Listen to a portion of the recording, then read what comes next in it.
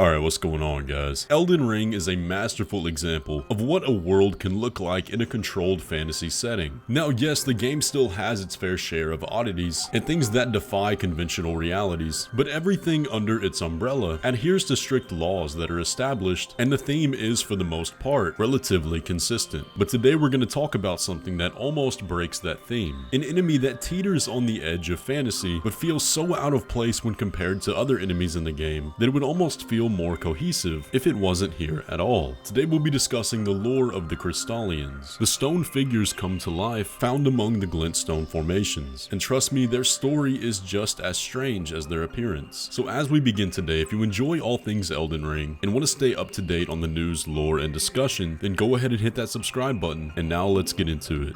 To begin our discussion on the Crystalians, we need to address something. There is a very good reason why the Crystalians feel as though they don't belong in Elden Ring, and it's due to their inspiration which lies outside the game. And although we will address that and take a look at it, we need to first attempt our understanding with the things we can find in the confines of the lands between. And as always, the best place to start when understanding these creatures is by taking a look at their appearance. The Crystalians are bright blue stone humanoids, comprised of carefully carved crystals that are shaped in the form of light armor. They sport a bright red sash fastened around their neck with a string and ring, and a stoic expression on their face. The crown atop their head has an arch shape, as if it's meant to be hair or some form of headdress. And there are several variants of the Crystalians wielding different kinds of weapons. One type wields a spear and strikes in very methodical and rhythmic forward jumps. The other wields some sort of ring blade that's thrown along the ground like a wheel, and also carries two smaller rings that it uses to throw like boomerangs. And a third, less common weapon they wield is a short staff that's used to cast entirely unique crystal spells. But much like their weaponry, there are also three types of crystals. The most common are the standard blue Crystalians, which appear to be their normal form, blue like the mythic glintstone crystals that surround them. In the depths of Miquella's Hidettree, we find more Crystalians, this time with a sort of purple hue, the color being the result of an infection with the scarlet rot that they too pass on through their weapons. Also in the Hidettree is a type of Crystalian that makes even less sense. Summoned into reality by the spirit caller snails, these have a slight white tinge and shatter as soon as the snail is defeated.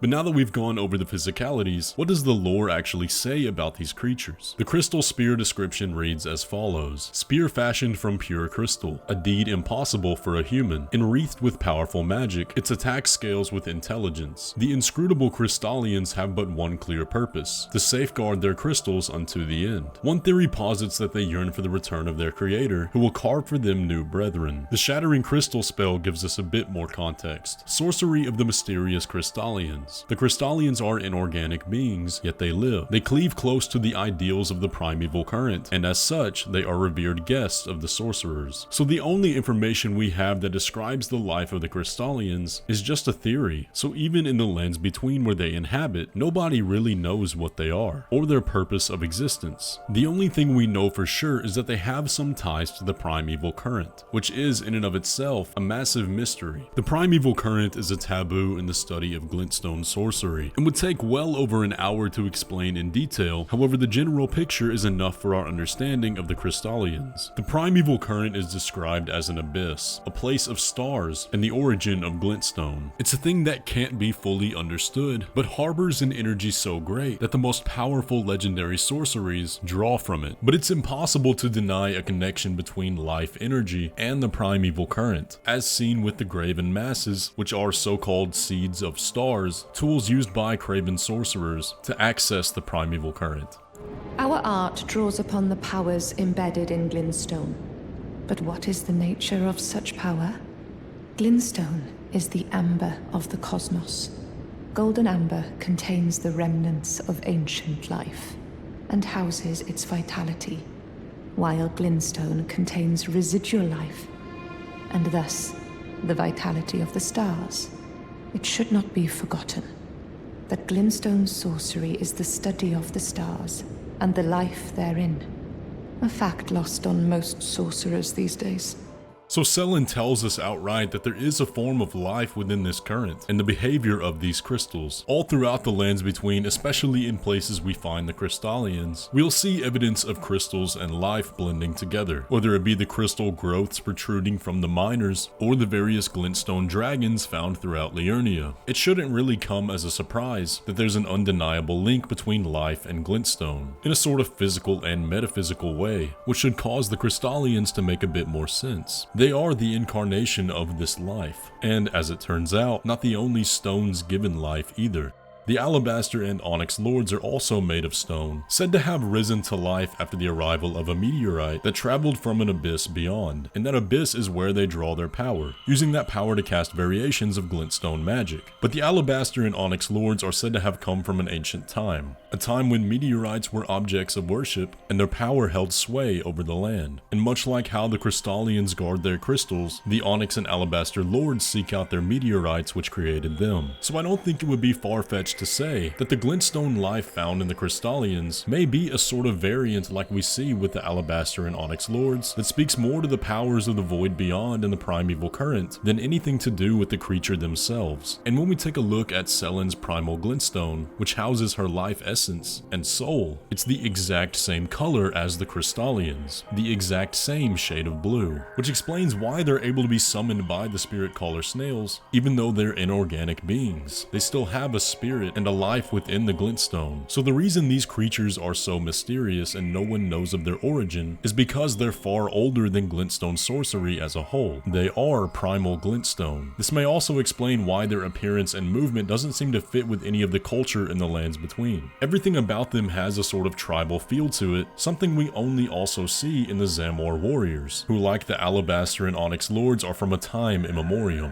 an age long lost and subsequently erased from history. The details of this age are few and far between and comprised mostly of speculation, which is likely the case for this so-called creator of the Crystalians. What I think is much more likely is something similar to what happened with the golems. Their origins were entirely unknown, but since they were useful to the people of this new age, they were left to serve their purpose, in the case of the golems, guarding divine locations. So perhaps this story of a mythic creator that fashioned these Crystalians was nothing more than hearsay between sorcerers, an attempt to rationalize a reality that no one knows, and the only ones that will ever know it are the Crystalians themselves. But that's just my theory within the confines of the game, and although it could be correct within the lore, it's also much more likely that there is no background story of the Crystalians, and that's because this idea of the Crystalians, or Crystal Warriors, is from a game book called Fighting Fantasy, which Miyazaki frequently cites as a source of inspiration. Zully the Witch has a great video breaking this down, where they explain that this idea likely came from the book and was put into the game appearance first, with their bits of lore then written around it. And the Crystalians are not the only ones for this to happen to, but this lore of the Crystalians gives us a good look into how this world is created, pulling many ideas from different sources, adding in a mix of original ideas, and twisting everything to make it fit into a cohesive world. It's one of the beautiful things about creating fantasy, and one of the reasons that everything in Elden Ring feels so fresh and unique, because it doesn't all follow one linear theme. And for those ideas that fit outside the box like the Crystalians, we're still able to come up with a pretty clear picture of what they are, due to all the laws and the physics of the world pre-established. It really is genius how they pulled that off.